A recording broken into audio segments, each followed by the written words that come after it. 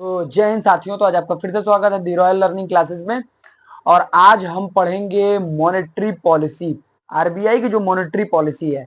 इसके पहले हम वीडियो जो डाले थे उसमें आप लोगों को बताए थे कि आरबीआई का जन्म कब हुआ, कैसे पैदा हुआ, क्या करती है आरबीआई, ये सारी चीजें उसमें करंट अकाउंट, सेविंग अकाउंट, सारी चीजें मैंने बता रखी हैं। तो इसमें उन चीजों की बातें नहीं करेंगे। आरबीआई, मैंने एक चीज उसमें बोला था कि आरबीआई कैसे महंगाई को कंट्रोल हमारे देश में करती है, कैसे महंगाई बढ़ जाती है, इसकी सारी बातें मैं इसमें बताने वाला हूं। तो चलिए शुरू करते हैं, लेके प्रभु का नाम।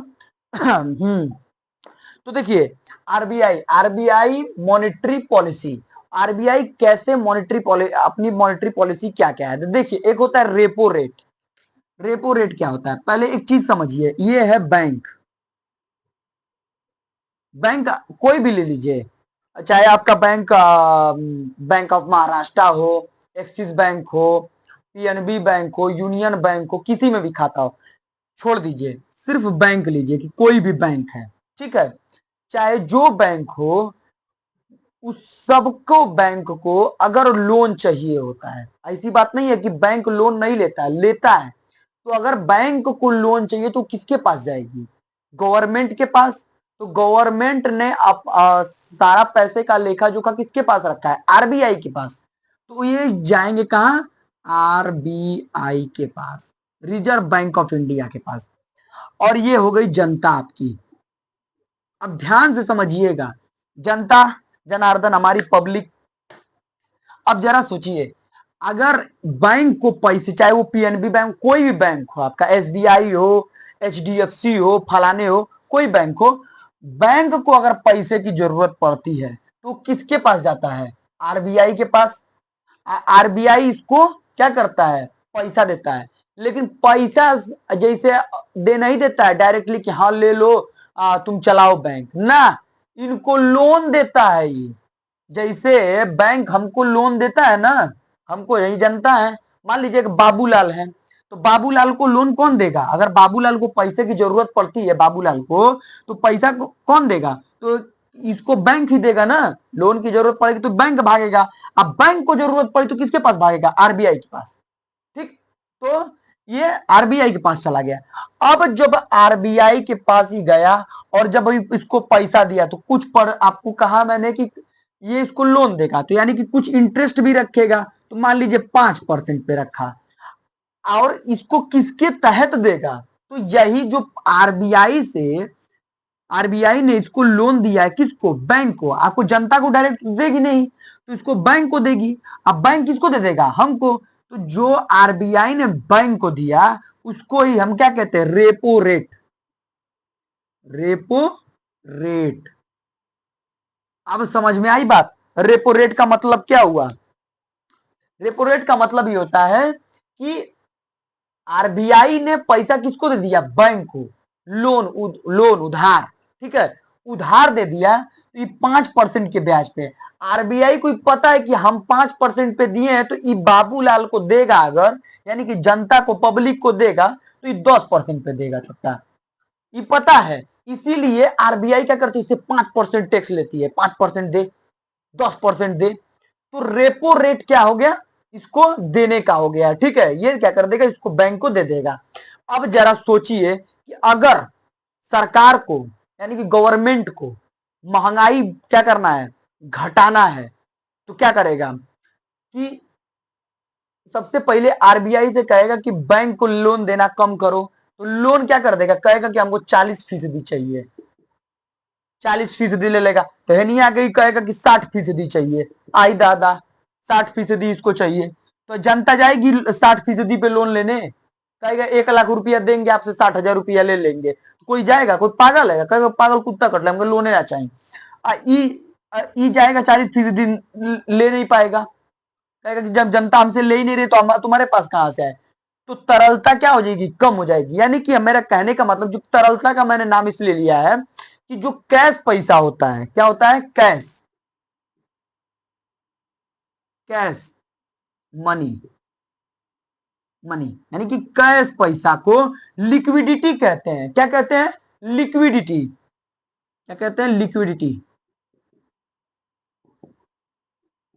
लिक्विडिटी, ठीक है, लिक्विडिटी कहते हैं और हिंदी में तरलता कहते हैं,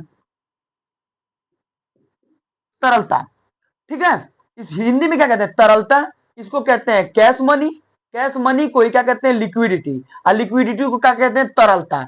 अब जैसे सोचिए कि मान लीजिए आपके पास पैसा 1 लाख रुपया आ जाए, 2 लाख रुपया, मान लीजिए 5 लाख रुपया आ गया, 5 लाख रुपया आ गया, तो क्या आप चैन से रहिएगा? आपके मतलब अकाउंट में है, कोई उसका मतलब नहीं है कि किसी को देना है, आपके पास ऑलरेडी 5 लाख रुपया पड़ा हुआ है, लेकिन घूम रहे हैं। अब 5 लाख रुपया अगर आप में रहेगा, तो किसी मान लीजिए किसी दुकान पे चले गए आप, अब कहेंगे कि ए 1 किलो तनी बादाम पैक कर, तो कहेगा कि हज आप दाम नहीं पूछ रहे हैं, 1 किलो बादाम पैक करो, वो कहेगा 1,000 रुपया किलो, अगर 1,200 रुपया किलो हो दो, तो कहेगा ठीक है पैक कर देंगे। अब मान लीजिए 1,000 रुपया किलो, आप कहोगे ले मुंह पे मार देंगे उसको, आप मुंह पे पैसा मारेंगे, मुंह पे पैसा मारे 1,200 रुपया, 1,000 रुपया तुम्हारे बादाम का और 200 रुपया तुम्हारा ट्रिप जो हमको सेवा दी हो, है। तो आपके पास क्या हो गया, तरलता, यानी कि पैसा ज्यादा हो जाएगा। तो आप ये तरलता तो नाम है भर है, तरलता नाम भर है, लेकिन आपके अंदर गर्मी कर देता है पैसा। जो कैश पैसा होता है ना, आपके अंदर गर्मी फूक देगा। तो ससुरा गर्मी फूका जाएगा तो क्या करेगा, 1,200 रुपया 1,500 रुपया, कुछ बुझिएगा आप, नहीं समझेंगे, है ना। तो क्या करेगा, 500 रुपये इसको 200 रुपया दे दिया।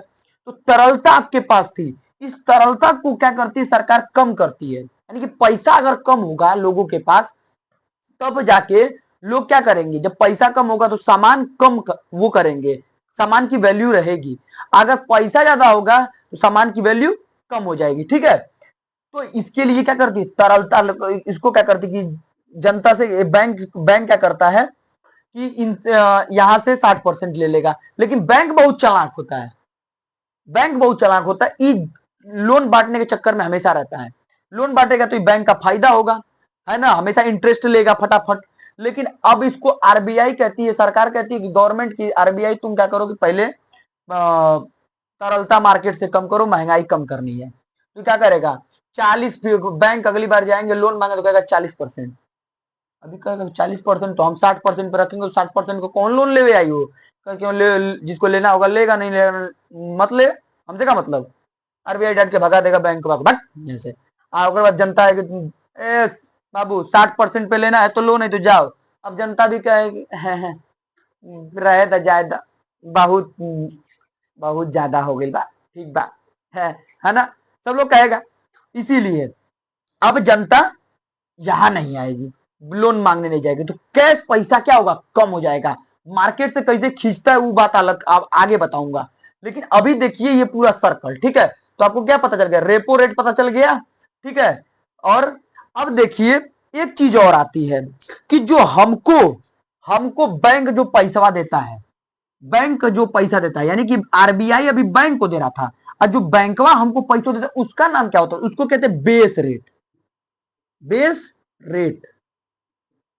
अब समझ में आया, यानी कि आरबीआई अगर हमको पैसा दे, अरे बैंक को पैसा दे तो रेपो रेट, अब बैंकवा हमको लोन दे देगा तो बेस रेट। समझ में आया, दोनों का, दोनों समझ में आया। अब आगे चलते हैं, देखिए कैश पैसा का मतलब भी आपको समझ में आ गया।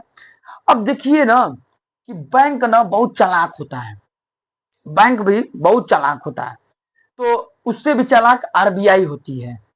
अभी रेपो रेट क्या होता है कि रेपो रेट पैसा देने का, इसका नाम रखने की क्या जरूरत थी।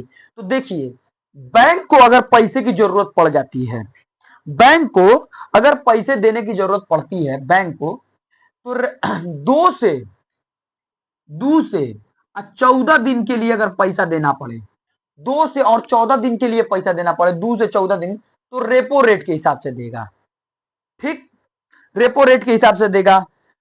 और अगर अगर सिर्फ मान लीजिए बैंक कह दिया कि हमको आरबीआई सिर्फ 24 घंटे के लिए पैसा दो या 12 घंटे के लिए पैसा दो, तो उसके लिए किस पे देगी, एमएसएफ पे, एमएसएफ पे।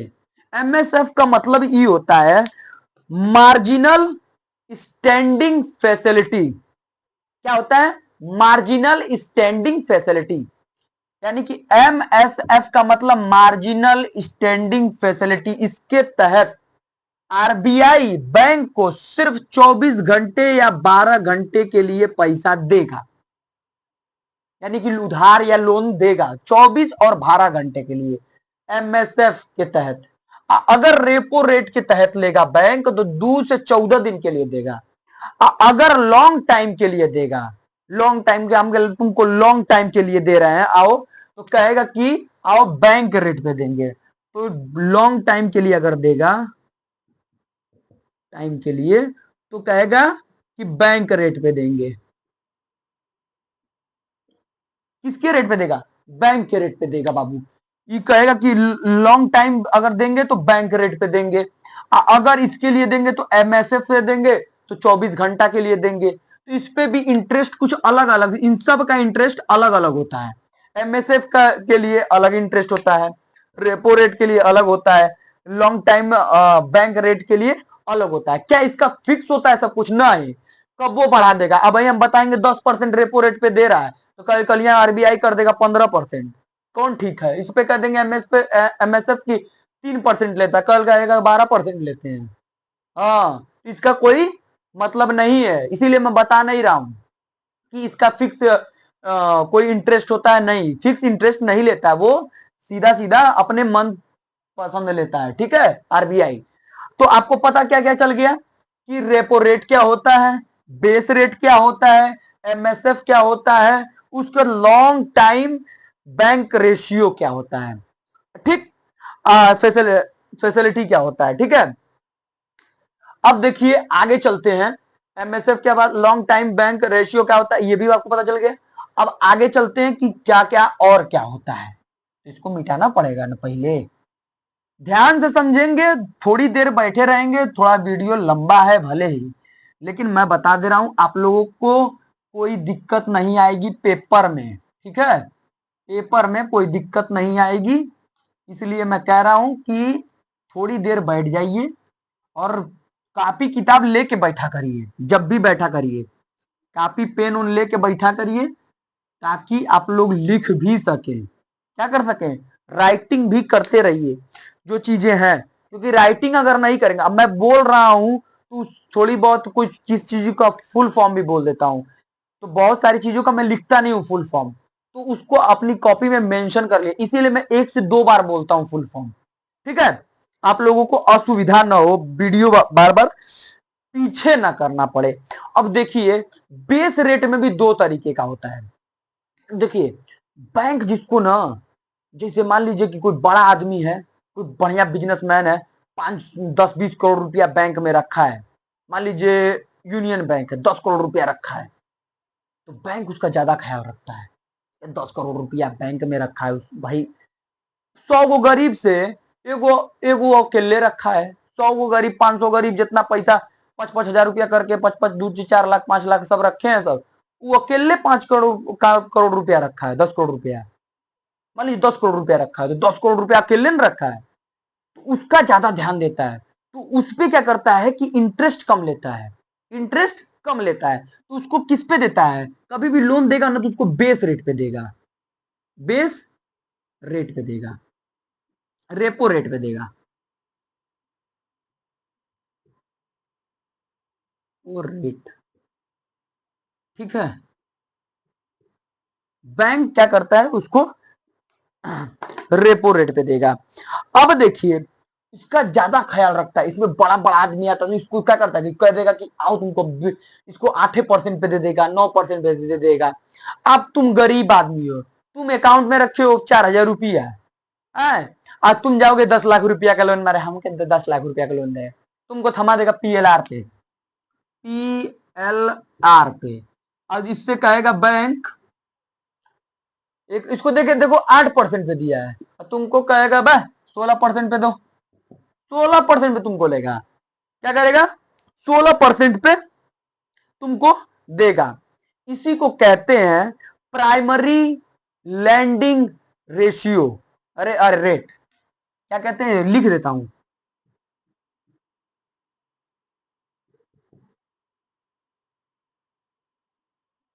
प्राइमरी लैंडिंग डिंग रेट, यानी कि आप जब गरीब आदमी हैं, आप 4,000 रुपया जमा किए हैं, तो आपको ना उसके फेवरेट वाला, यूं नहीं कहते हैं कि एक ठो आप बिहार में एक ठो सुने ना, एक बच्चा कहता कि ये हमारा फेवरेट दोस्त है, ये कहीं चल जाता है ना तो हमारे मने नहीं लगता है, तो बैंक भी कहता है बड़का आदमिया को ये हमारा फेवरेट कस्टमर है, ये कहीं चल जाएगा ना तो हम डूब जाएंगे, है ना। तो ये कहेगा कि बेस रेट है 8%, इसको दे देगा कि ये हमेशा बढ़िया 20-25 करोड़ रुपया जमा करेगा, 10-50-100 करोड़ रुपया लोन लेगा, है ना। तो इसको क्या करते हैं, इसका बेस रेट रेशियो क्या कर इसको में देगा, 8% पे दे देगा।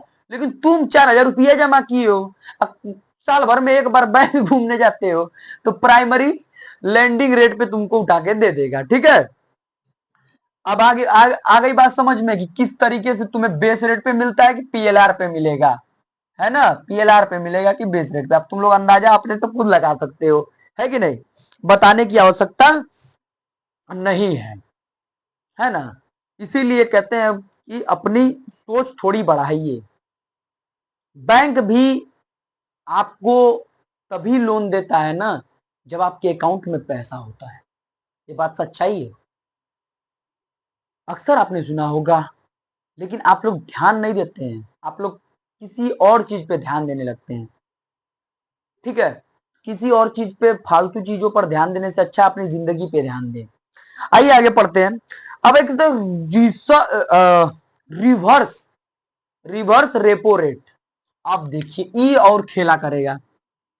Reverse repo rate, reverse repo rate क्या करता है, अब देखिए बैंक क्या करता है कि जैसे मान लीजिए कि बैंक है, मान लीजिए कोई, ये हो गया बैंक, बैंक और ये होगी आरबीआई, ठीक, आरबीआई। अब मान लीजिए कि किसी दिन दिवाली की छुट्टी मिल गई, होली की छुट्टी मिल गई, नवरात्र में छुट्टी मिल गया, नवरात्रि होता है ना उसका छुट्टी मिल गया, चाहे संडे मंडे पड़ गया, अरे हाँ सैटरडे संडे पड़ गया, है ना। सैटरडे को आधा आदमी कंफ्यूज रहता है, सेकंड सैटरडे की थर्ड सैटरडे पता ना, वही में भुलाइल रहता, तो आधा आदमी जाइबे नहीं करता, चलो सोमवार के जाई, बहुत काम अटका रहता तब जाता, तब वो पता चलता है कि बंद हो गया, इसीलिए नहीं जाता है। तो सैटरडे और संडे वैसे भी आदमी नहीं जानते।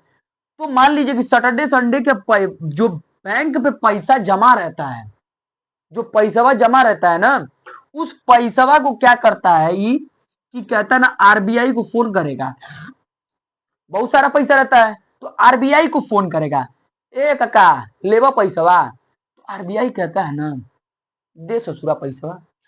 अब आरबीआई क्यों ले लेता है, अब आप लोग पूछेंगे आरबीआई क्यों लेगा पैसा बैंक से, ये तो फ्री लोन देता है। देखिए तरलता इसी के पास ही तो मिनिमम ज्यादातर होती है, इसी के पास ही, इसी से तो कंट्रोल करता है ये आरबीआई। अगर इसके पास छोड़ देगा तो जनता में बांट देगा, जनता में बांट देगा, पैसा बांट देगा, और जब जनता में लोन बांट देगा तो इससे सरकार इसको लगी गरिया ने आरबीआई को करे चुट्टा, तोरा कॉलोनी महंगाई कम करेगा, तू तरलता बांट रहा है रे, दिक्कत ना हो जाएगा, महंगाई बढ़े, तो इसको क्या करेंगे कि बैंकवा क्या कहेगा कि हाँ लाओ, तो कहेगा ना कुछ मिलेगा ऊपर से ब्याज व्याज, जैसे इंटरेस्ट इंटरेस्ट आपके मीनिंग में, तो कहेगा कि हाँ आओ दो।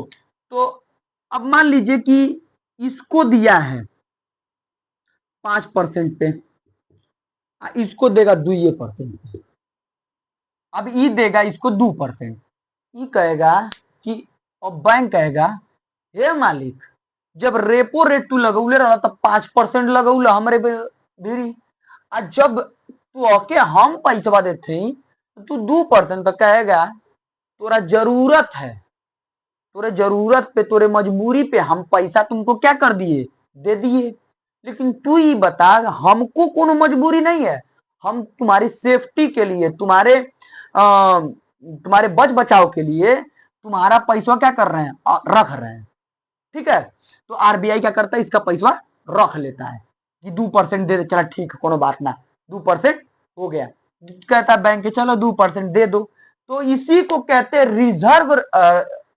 रिजर्व रेपो रेट, यानी कि रिवर्स रेपो रेट को मतलब क्या होता है कि बैंक पैसा देगा आरबीआई को कुछ दिन के रखने के लिए, उसके ऊपर क्या करेगा आरबीआई कुछ इंटरेस्ट देगा 2% 3% जो भी देता हो, बहुत कम देता है, ये भी जान लीजिए बहुत कम देता है।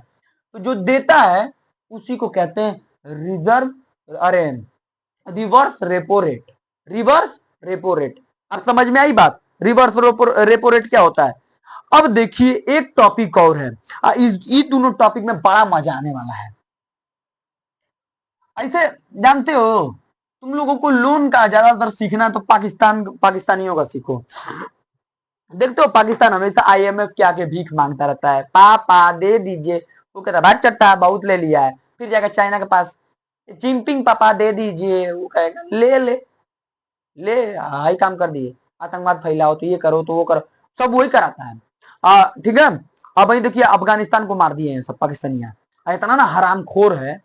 अच्छा एक चीज है, इस समय अगर हम लोग के पास इकोनॉमिकली प्रॉब्लम अगर आप फ्यूचर में नहीं दिखता तो हम लोग पाकिस्तान पर अटैक कर सकते थे, पाकिस्तान पर अटैक करके कश्मीर छीन सकते थे। सोचिए अमेरिका लगा हुआ है ईरान के साथ जंग में, ठीक, वो खुदे फंस गया है। चाइना खुद इकोनॉमिकली प्रॉब्लम तेल पानी से जूझ रहा है, एलपीजी से, तो उसका भी प्रॉब्लम दिक्कत में आ रहा है। ई चोटा पाकिस्तान वहां ससुरा लड़ रहा है अफगानिस्तान के साथ, तो पीछे से हम लोग ढाई देने मार दे ससुरा कश्मीर कब्जी आए लेते, ई क्या करेगा? ई एटम बम चलाए वाला है नहीं, ई क्या कर लेगा? ये कुछ नहीं करेगा, मुंह चोरा के भागने वाला ही कुछ कर लेगा। आइए एनडीटीएल जानते हैं, एनडीटीएल, एनडीटीएल का मतलब क्या होता है? देखिए net demand and time liability, net demand and time liability लिख लीजिए, एनडीटीएल का full form net demand time liability. देखिए बैंक के पास जितना पैसा होता है, जितना पैसा बैंक का होता है, यानी कि मान लीजिए 500 करोड़ है बैंक के पास, तो उस पूरा पैसा क्या कहलाता है? एनडीटीएल। पूरा पैसा क्या कहलाता है? एनडीटीएल। क्या कहता है? कहलाता है एनडीटीएल। बैंक का जितना पैसा होता है वो कुल पैसा, यानी कि कुल टोटल पैसा क्या कहलाता है? एनडीटीएल। ठीक है, जनता जितना जमा करती है, जनता जाती है सुरेश गई ना, मुकेश गई ना, फलाने गई ना, ढेमका में गई ना, कुल जाने गई ना, पैसा जमा कर देना। अब पैसा जब जमा कर देना तो बैंक का कुल टोटल पैसा कितना हो गया? सुरेश मुकेश फलाने ढिंकाने का सब कर मिला के 500 करोड़। अब 500 करोड़ हो गया तो उस पूरे टोटल पैसा को क्या कहते हैं? NDTL, net demand time liability. ठीक है, टाइम लाइबिलिटी। अब देखिए दो चीजें इसमें से निकल के आती है, एक होता है demand liability, demand liability. Demand liability क्या होता है कि देखिए ये पैसा ही ऐसा होता है कि आप कभी भी निकाल सकते हैं और कभी भी डाल सकते हैं। कैसे? आपने दो अकाउंट के बारे में पिछली वीडियो में मैंने बताया था, एक होता है करंट अकाउंट, एक होता है सेविंग अकाउंट। ठीक है, करेंट अकाउंट और सेविंग अकाउंट। ठीक है, दोनों दोनों का समझ में आ रहा है? इसमें चाहे करेंट अकाउंट हो चाहे सेविंग अकाउंट हो, पैसा आप तुरंत चाहेंगे तत्काल निकालना चाहे तो निकाल सकते हैं, डालना चाहे डाल सकते हैं, है कि नहीं? दोनों में हो सकता है ट्रांजेक्शन और सब कुछ हो सकता है। करेंट अकाउंट और सेविंग अकाउंट के बारे में पिछली वीडियो में मैं पढ़ा चुका हूं, करेंट अकाउंट और सेविंग अकाउंट में क्या होता है। अगर नहीं पढ़े हैं तो पिछली वीडियो में आप लोग जाके देख सकते हैं, दोनों को बहुत तस्तीवियत से मैंने पढ़ा है, बहुत अच्छे से, है ना? तो इन दोनों का आप समझ में, ये डिमांड लाइबिलिटी है। लेकिन एक और आता है, एक आता है fixed liability. Fixed liability, liability लगा लीजिएगा। ठीक है, तो फिक्स्ड लाइबिलिटी क्या करता है? इसमें एफडी वगैरह आता है। क्या आता है? F D, RD. अब बताइए एफडी और आरडी आप कराते हो तो 5 साल 10 साल, एलआईसी आप लोग कराते हो 5 साल 10 साल के लिए, कराते हो कि नहीं? कि एलआईसी 5 साल के लिए करा दिए, कुछ पैसा दे, यानी कि अगर बैंक कहेगा कि 5 लाख रुपया है, ठीक है, 5 लाख रुपया आप हमको दीजिए, आप तरलता निकाल के बैंक को दे दिए, अपना कैश पैसा निकाल के दे दिए। अब कैश पैसा निकाल के जो दे दिए तो बैंक कहता है ना आरबीआई कि अरे यार ऐसे तो बढ़ जाएगा, दिक्कत बढ़ जाएगी। तो क्या करता है, और किसी तरीके से खींचने के लिए नौकरिया आदमी सब पैसा निकाल लेते हैं, तो उनके पास तरलता ज्यादा हो जाती है। नौकरी करने वाले आदमी अगर रहेगा 60-70 हजार रुपये निकाल लेगा एक के बार, तो उसको क्या करता है कि बैंक क्या कहता है कि इसका पैसा कैसे लिया जाए, तो उसके लिए तरह तरह का एजेंट बना के बैंकों के द्वारा भेजता है। तो कहेगा कि आप 5 लाख रुपया हमको दीजिए, आपको 10 साल बाद, 15 साल बाद, 20 साल बाद क्या करेंगे, आपको हम 20 लाख रुपया करके, अरे 10 लाख रुपया देंगे तो 20 लाख रुपया दे देंगे। 10 लाख रुपया ले जाके आप दे देंगे, तरलता गई किसके पास, सरकार के पास। ठीक है, तो आपको बाद में 20 साल 25 साल बाद क्या कर देगा, 20 लाख रुपया डबल करके दे देगा ना। यही होती है फिक्स्ड लाइबिलिटी। अगर बीचवा में आप तोड़ देंगे इसको, तो आपका बहुत ज्यादा नुकसान करके तब देगा ही। ठीक है, दोनों में एफडी और आरडी दोनों यही होता है। फिक्स्ड लाइबिलिटी यही होती है, डिमांड लाइबिलिटी यही होती है। ठीक है, अब आइए बैंक को और कैसे तोड़ता है। अब देखिए आरबीआई कैसे ना बैंक को तोड़ देता है। बहुत अच्छी टॉपिक है, आरबीआई बहुत चालाक है, बैंक के हर एक चीज को जानती है। आरबीआई कहती है कि देखो ऐसा है बैंक, कि तुम्हारे पास मान लो कि एनडीटीएल 100 रुपया है, बैंक कहता है बैंक के पास 100 रुपया एनडीटीएल, कितना, 100 रुपया, कितना है, 100 रुपया, कहेगा आरबीआई। अब आरबीआई सोचने लगा, लो सोचने लगा, अभी सोचने लगा यार इसका पैसवा कैसे मैं ले लूं, कुछ पैसवा अगर नहीं करूंगा, ये ससुरा क्या करेगा कि पूरा बांट देगा, जो ससुरा बांट देगा पूरा जनता में, आई जनता में बांट देगा, तरलता तो बढ़ जाएगी। अब क्या करे, इसको 100 रुपया है, तो अब क्या करेगा ये कि कहेगा कि एक काम करो, CRR दो हमको, हमको ये कहेगा बैंक, बैंक की CRR माने का होला, हमारा चोट्टा कैश रिजर्व रेशियो, कहता ई का होता है, कहता जितना रखे हो ना 100 रुपया, ओमा से 4% हमको चाहिए। कहेगा वो किस लिए, कहता सिक्योरिटी मनी, तू पैसा लेके भाग जाएगा तो विदेश। कहेगा अरे यार ठीक है, कहेगा ठीक है ले लो। अब 100 रुपया में से 96 रुपया तो हमारा बचबे करेगा, 4% कहां रखवा लेगा, CRR क्या करेगा कि CRR के तहत यानी कैश रिजर्व रेशियो के तहत CRR लगा देगा, तो 4% पैसा आरबीआई के पास चला गया, किसके पास, CRR के, आरबीआई के पास। CRR लगा दिया उसने, कैश रिजर्व रेशियो। अब इससे क्या फायदा हो गया, इसका 96 रुपया बच गया, कितना, 96 रुपया। ठीक, कितना बच गया, 96 रुपया बच गया।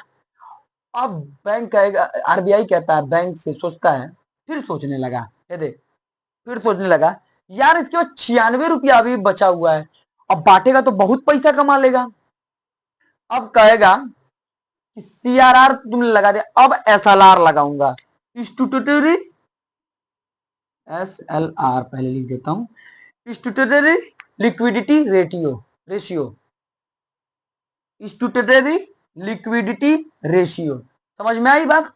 इसके तहत क्या करेगा ये, कहेगा कि देख बैंक तू एक काम कर, कहेगा का, तू 96 रुपया है ना, हम 4% ले चुके हैं, कहेगा हाँ तू तो तुम्हारे पास है, तुमने जमा करा रखा है हमसे, कहते हो कि CRR लगा दिया है मैंने, तो 4% तुमको सिक्योरिटी मनी में दे दिया हूं, कहेगा ठीक, अब हम SLR लगा रहे हैं। ई अब का है, तो कहेगा हम सुन तो पहले बतिया, अब तुम लोग भी सुनो, कहेगा 18%,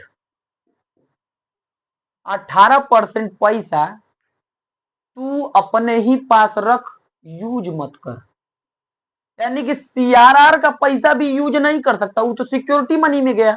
ये 18% पैसा बैंकवा रखा रहेगा, यूज नहीं करेगा, कहेगा हाय दादा 18% पैसा, 4% तुम ले गए, 18% खुद हमको दे दिए, तो ये 18% मैं क्या करूंगा, मतलब उसे रखा रहेगा, तो कहता हाँ रखा रहेगा, क्या है, तो हम कह रहे आरबीआई का हम एसएलआर लगाए, कहते और दादा रे दादा, ये तो बड़ा विपद का बात भाई। तो एसएलआर कहता है कि तुम अपना 18%, ये कोई फिक्स रेशियो नहीं है, ये भी फिक्स नहीं है, ये भी फिक्स नहीं है, ये हमेशा बढ़ता घटता रहता है। तो कहता है कि 18% हम अपने पास रखेंगे लेकिन यूज नहीं करेंगे। बैंक कहा कि तो तुम आरबीआई मेरे साथ वही कर रहे हो कि सामने मलाई रखा है और खाने के लिए